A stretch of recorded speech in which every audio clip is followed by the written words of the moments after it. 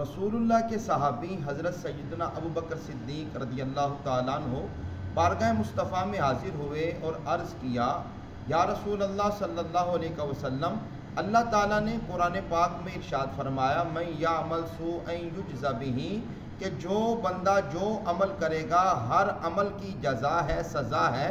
یا رسول اللہ، اس کا مطلب یہ ہوا ہر عمل پر پکڑ ہے، ہر عمل کی سزا ہے؟ نبی کرم صلی اللہ تعالیٰ علیہ وآلہ وسلم نے فرمایا، اے پیارے ابو بکر، میرے امتی کو جو غم پہنچتا ہے، جو تکلیف پہنچتی ہے، جو دکھ پہنچتا ہے، یہاں تک کہ پاؤں میں جو کانٹا بھی چبھتا ہے، اللہ تعالیٰ ان تکلیفوں کی وجہ سے بندے کے گناہوں کو معاف فرما دیتا ہے۔ تو میرے دوستو بھائیوں، جب کوئی غم ملے، تکلیف پہنچے، دکھ پہنچے، اس پر صبر کرنا چاہیے۔ اگرچہ صبر ہوتا بڑا مشکل ہے، لیکن یاد رکھنا صبر کی جزا بھی بڑی اعلیٰ ہے۔ نبی پاک صلی اللہ تعالیٰ علیہ وآلہ وسلم نے فرمایا، ان غموں کی وجہ سے، دکھوں کی وجہ سے، تکلیفوں کی وجہ سے بندے کے گناہ معاف ہو جاتے ہیں۔